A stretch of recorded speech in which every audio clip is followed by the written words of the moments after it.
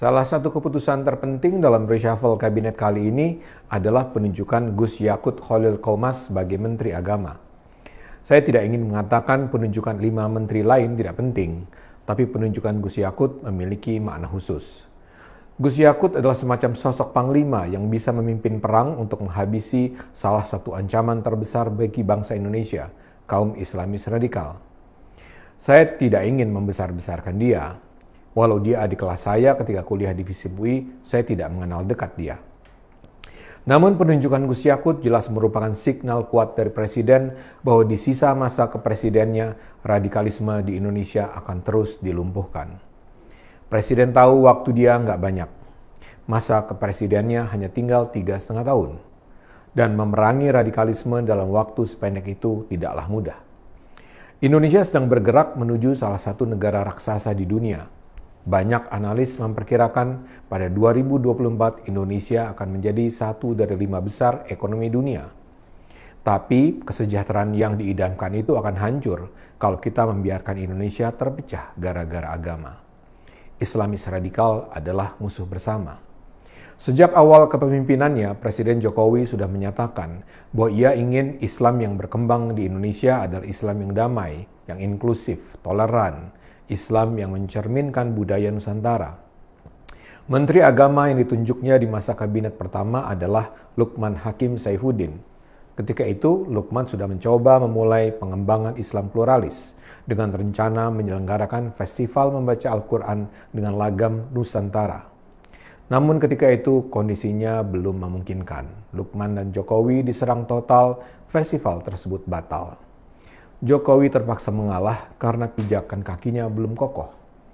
Dan mungkin kemudian dia dengan galau menyaksikan betapa gerakan-gerakan Islamis radikal terus berkembang dengan cara yang menakutkan. Pemenjaraan Ahok adalah bukti nyata kebengisan para radikal. Namun Jokowi bukan pria penakut.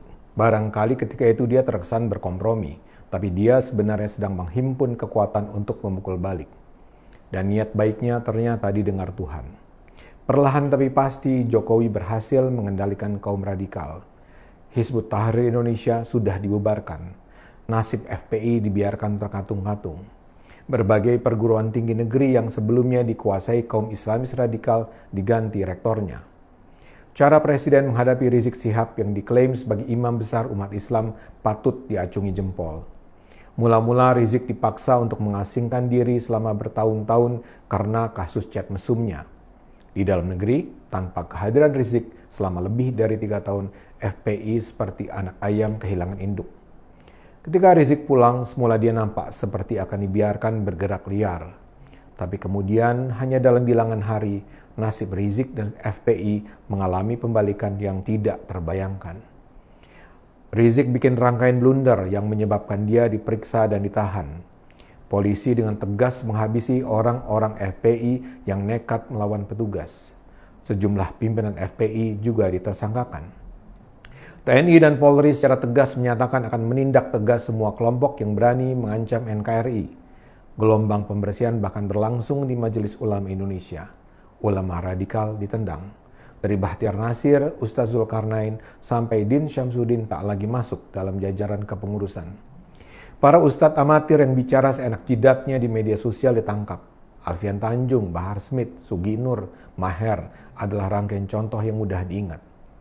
Dan kini Presiden sadar bahwa langkah-langkahnya didukung masyarakat.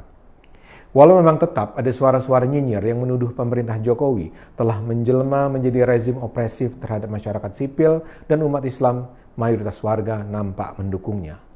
Hasil survei lembaga-lembaga terkemuka menunjukkan popularitas Jokowi dan kepercayaan masyarakat terhadapnya konsisten tinggi.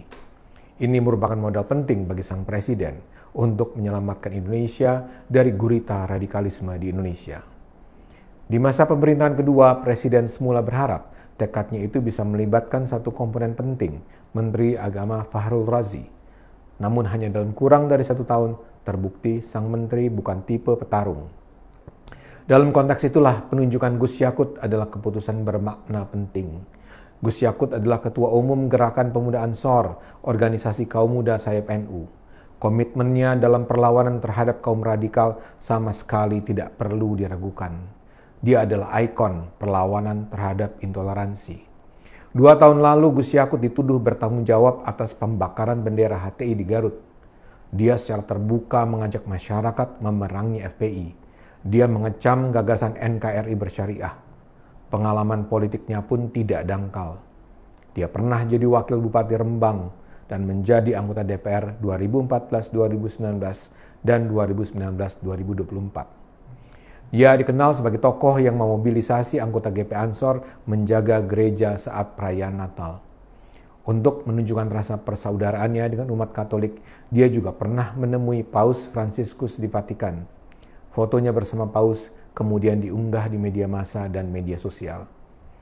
Dan pidato singkatnya setelah diangkat sebagai Menteri Agama menunjukkan bahwa baginya perlawanan terhadap kaum radikal akan menjadi agenda utama. Dia secara jelas mengatakan agama tidak boleh dijadikan alat politik untuk menentang pemerintah dan merebut kekuasaan. Agama, katanya, seharusnya menjadi inspirasi yang membawa kebaikan kehidupan berbangsa dan bernegara. Gus Yakut memang mengatakan sebagai Menteri Agama dia bertugas meningkatkan persatuan Islam agar tidak terjadi perpecahan. Namun setelah itu dia memberi pesan bahwa dia tidak hanya akan menjadi Menteri Agama Islam. Dia menyatakan bahwa adalah penting untuk membangkitkan kesadaran bangsa bahwa Indonesia bukanlah milik satu agama. Karena itu menjadi kewajibannya untuk meningkatkan persaudaraan sesama warga antar agama. Lebih jauh lagi katanya lagi, adalah penting untuk meningkatkan rasa persaudaraan sesama umat manusia. Pada titik itulah Gus Yakut mengutip kalimat terkenal sahabat Nabi Muhammad Ali bin Abi Thalib bahwa mereka yang tidak bersaudara dalam satu keimanan, bersaudara dalam kemanusiaan. Saya percaya apa yang dikatakannya bukanlah sekedar permainan kata-kata untuk menyenangkan hati orang. Gus Yakut sudah terbukti menjadi tokoh terdepan dalam memerangi radikalisme. Kini komitmennya bisa diwujudkan dalam posisi tertinggi dalam Kementerian Agama. Saya yakin saat ini kelompok-kelompok Islamis radikal akan semakin panas hatinya dengan kehadiran Gus Yakut. Mereka sangat mungkin akan bertindak all out untuk menghadapi sang Menteri Agama baru. Karena itu, kita yang bernurani dan berakal sehat perlu terus mendukung Gus Yakut. Mari terus gunakan akal sehat, karena hanya dengan akal sehat bangsa Indonesia akan selamat.